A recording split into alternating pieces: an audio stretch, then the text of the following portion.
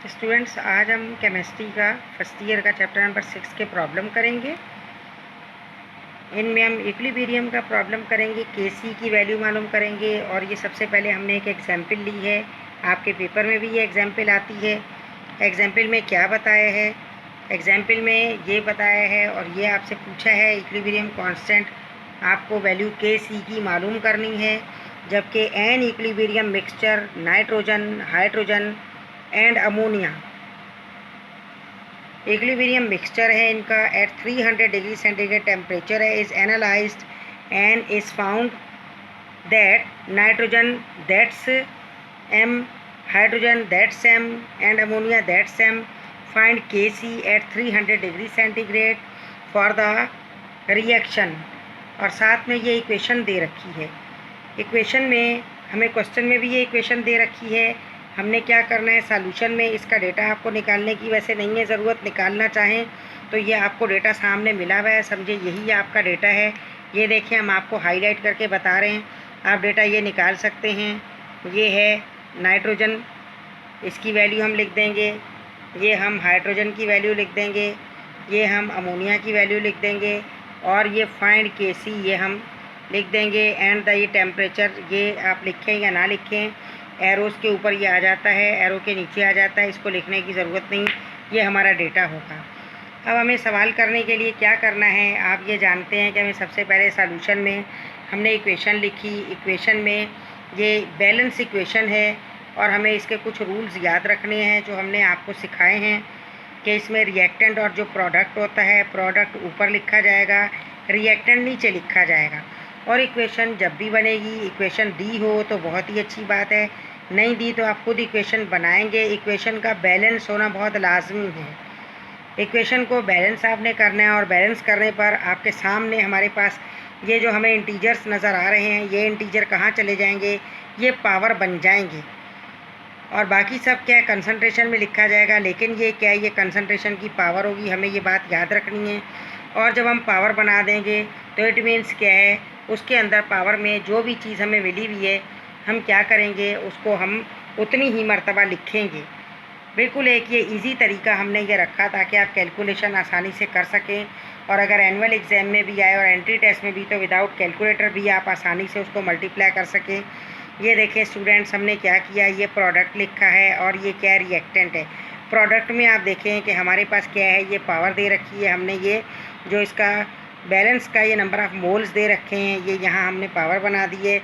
इसी तरीके से नाइट्रोजन का नंबर ऑफ़ मोल नहीं है तो पावर इसकी 1 ही होगी, और हाइड्रोजन का क्या नंबर ऑफ़ मोल 3 है तो इसकी पावर क्या होगी, ये 3 इसकी पावर हो जाएगी।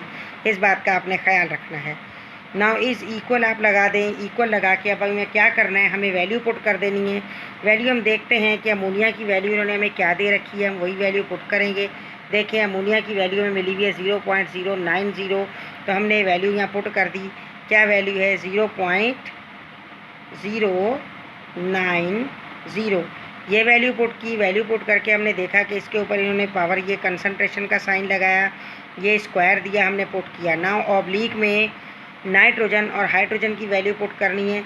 हमने अगर वहाँ से ऊपर से क्वेश्चन में से हम नाइट्रोजन की वैल्यू उठाते हैं तो आपको ये पता चल रहा है कि ये देखें नाइट्रोजन की वैल्यू क्या दी हुई है, 0.25 नाइट्रोजन की वैल्यू दे रखी है। तो हमने यहाँ पर क्या किया, नाइट्रोजन की वैल्यू लिख दी है, 0.25 नाइट्रोजन की वैल्यू लिख दी, ये हमने कंसंट्रेशन डाल दिया। और फिर हाइड्रोजन की वैल्यू के लिए हमने कंसंट्रेशन का साइन बनाया, और हाइड्रोजन की वैल्यू हम देखते हैं कितनी दे रखी है, 0.15 दे रखी है। हमने यहाँ लिखा 0.15,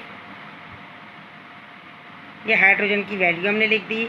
और हाइड्रोजन की वैल्यू पर हम देख रहे हैं कि होल पावर आपको क्यूब दिया हुआ है, हमने ये 3 लगा दिया है, ये हमने इसकी पावर यहाँ लगा दी। अब हमें क्या करना है, मज़ीद इसको, अगर ये 2 टाइम है आप बेहतर है आसानी से काम कर लेंगे, इसे 2 टाइम लिख दें, ये 1 टाइम है, ये 3 टाइम है, इसे 3 टाइम लिखें। लेकिन आप क्या करेंगे, क्योंकि आपको यूनिट निकालने में सहूलत रहेगी, बेहतर है कि आप इनकी वैल्यूज़ के यूनिट भी इनके साथ लिख दें तो बहुत अच्छी बात है। आप देखिए अमोनिया का यूनिट हमें क्या दिया हुआ है, हमने वो अमोनिया का यूनिट इसमें लिख देना है। अमोनिया का हमें कितना मिला हुआ है, अमोनिया का हमारे पास लिखा जाएगा m, ये जो ये हमारा यूनिट ये आ जाएगा, ये आ जाएगा m स्क्वायर। और यहाँ पर देखिए साथ में ही क्या आ जाएगा हमारे पास यूनिट, आप m लिखें कितनी पावर होगी, 1 पावर इसकी है और 3 पावर इसकी है, तो ये क्या आ जाएगा, 4 आ जाएगा। आपकी मर्ज़ी, आप यूँ अपनी पहचान के 1 + 3 आप लिख दें, अगले स्टेप में हम इसे 4 कर देंगे। जब हम इसको 2 टाइम लिखेंगे तो हम इस पावर को भी 4 कर देंगे। अब हमने क्या किया, ये KC हमने ऐसा ही लिखा, KC लिख के इज़ इक्वल लगाया, और ये आप ऑब्लिक को थोड़ा बड़ा करके लगा लें ताकि आप आसानी से काम कर सकें। अभी हम 2 टाइम लिख देते हैं, 2 टाइम हम लिख रहे हैं तो क्या बन जाएगा हमारे पास 0.090। हमने फर्स्ट टाइम ये लिखा, साथ हम m भी लगा लेते हैं ताकि हम आसानी से काम कर सकें। एंड इनटू हमने क्या किया, यहाँ भी 0.0 और 90 यहाँ भी लगा दिया, और साथ में हमने ये m लगा दिया है। ये हम 1 टाइम लिखेंगे तो हमने लिखा 0.25 हमने लिखा, और हमने यहाँ भी क्या किया, इसको हम ब्रैकेट में कर देते हैं, ठीक है। फिर हमने देखा कि 0.15 3 टाइम हमें दे रखा है, तो हमने इसको 3 टाइम लिखा। हमने इसमें भी m लगा देना है, ये हमने m लगा दिया है, और हमने क्या लिखा 0.15 हमने ये लिखा, और यहाँ हमने m लगा दिया एक मरतबा। फिर हमने लिखा 0.15 और हमने फिर यहाँ m लगा दिया, और फिर हमने लिखा 0.15 और हमने यहाँ भी m लगा दिया। m आप सबके साथ लगा दें मोलर, या आप इकट्ठा लगा दें, तो आपकी मर्ज़ी है। अब हमने यहाँ आपको अलग अलग लगा के दिखाया है, तो इसलिए हम यहाँ अलग-अलग लगा रहे हैं। इसके बाद क्या है, हमने यहाँ से ये इक्वल का हमने साइन लगाया, और इन्हें हम मल्टीप्लाई करेंगे, तो मल्टीप्लाई करने के बाद हमारे पास क्या आ जाएगा, ये मल्टीप्लाई करने के बाद आएगा ये 0.0081, और m को m से किया तो ये हमारे पास m² बन गया। इसी तरीके से आप इन सबको मल्टीप्लाई कर लें, 0.25 इंटू 0.15 इंटू 0.15 इंटू 0.15, और m कितने हो गए 1 2 3 4। तो आपने क्या लिखा यहाँ पर, इन्हें जब मल्टीप्लाई किया तो ये हमारे पास आ जाएगा 0.008437 राउंड अप नहीं किया, इसे राउंड अप करना चाहें तो आप राउंड अप भी कर सकते हैं, और ये हमने 4 लगा दिया। आपने देखे यहाँ पर इसे इस तरीके से लगाया, यहाँ हमने सबके साथ m यूज़ किया। अगर आप सबके साथ m ना यूज़ करते और इसको पावर को अलग से यहाँ m को लगाना चाहें, यूनिट को, तो अलग लगा लें और यहाँ पर इस तरीके से कर लें, तो भी चल के ये 3 और 1 4 बन जाएगा। सबके साथ m ना लगाएं तो भी आपकी मर्ज़ी है, जो भी मेथड आप यूज़ करें। अभी हमने क्या किया, इन दोनों को हम डिवाइड करेंगे, लेकिन ये जब ऊपर जाएगा तो क्या है, अपना 4 जो है माइनस का साइन कर देगा।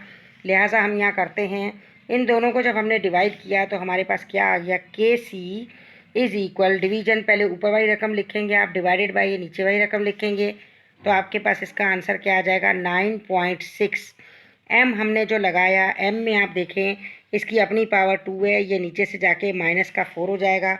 ये 2 हमने लगाया और वो नीचे से जो पावर आई माइनस का 4 हो गया। इसके बाद इक्वल क्या बन जाएगा हमारे पास 9.6, तो हमारे पास आ चुका है इसका आंसर, और प्लस माइनस माइनस 4 में से 2 गया, माइनस का 2 बचेगा, तो m पर पावर क्या आ जाएगी, माइनस का 2 आ जाएगा।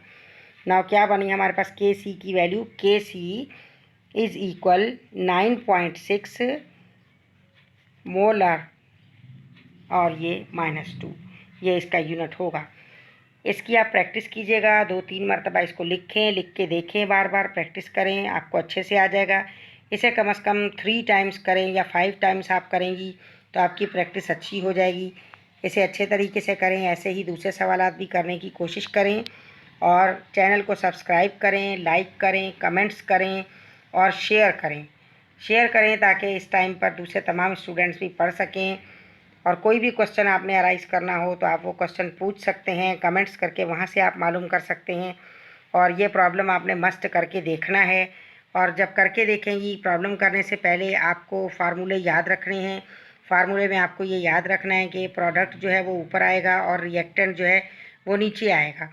इसी तरीके से यहाँ इक्वेशन में आप ये वाली बात याद रखेंगी फार्मूले में कि ये हमारे पास क्या है, ये रिएक्टेंट है, और ये हमारे पास क्या है, ये प्रोडक्ट है। इसको इसी तरीके से आपने हैंडल करना है, इसी तरीके से लिखना है। इंशाल्लाह आप तमाम सवालात कर लेंगे। ओके, अपना बहुत ख्याल रखिएगा। अल्लाह हाफिज़।